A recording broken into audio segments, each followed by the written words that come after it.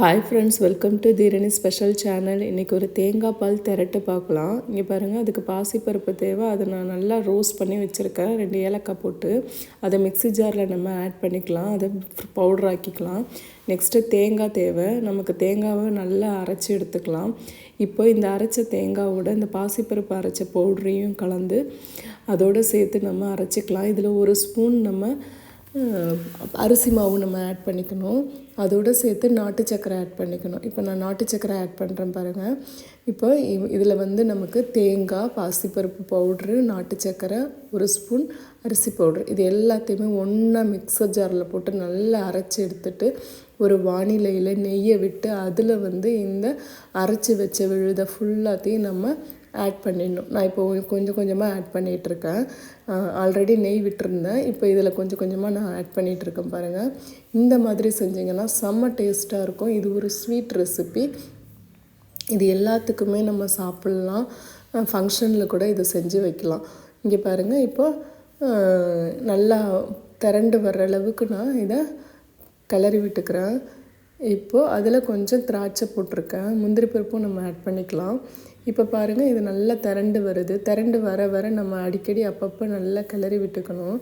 இப்போ கிளறி விடும்போது இதுக்கு அடிக்கடி நம்ம என்ன பண்ணிக்கலாம்னா நெய் கொஞ்சம் ஆட் பண்ணிக்கிட்டே இருந்தோம்னா கிளறி விடும்.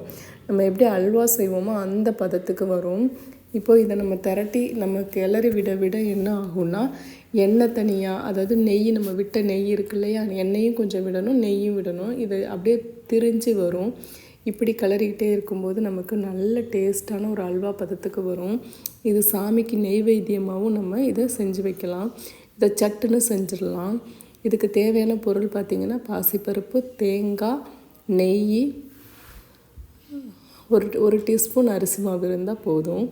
3 பொருள் வச்சு நம்ம ஈஸியாக இதை செஞ்சிடலாம். இப்போ நான் நெய்யை ஆட் பண்ணுறேன் பாருங்கள்.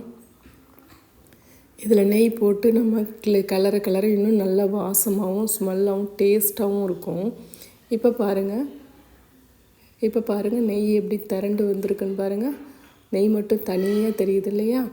இப்போ இதே மாதிரி பதத்தில் நம்ம இன்னும் நல்லா கிளறி விடணும். இப்போ அதில் போட்டிருக்க சக்கரை வந்து நல்லா மிக்ஸ் ஆகி கோட்டாகி நல்லா அதனுடைய மிக்ஸ் ஆகி ஆனதுக்கப்புறம் நம்ம சாப்பிடும்போது நல்லா டேஸ்ட்டாக இருக்கும். வாயில் வைக்கும்போதே கரையும். ஸோ இது அவ்வளோ ஒரு டேஸ்ட்டு. இதில் ஒரு ஹெல்தி, இதில் எந்த ஒரு ஆர்டிஃபிஷியல் கலரும் கிடையாது. ஹெல்தியான ஒரு ஸ்நாக்கு, ஹெல்தியான ஒரு ஸ்வீட் ரெசிபின்னு சொல்லலாம்.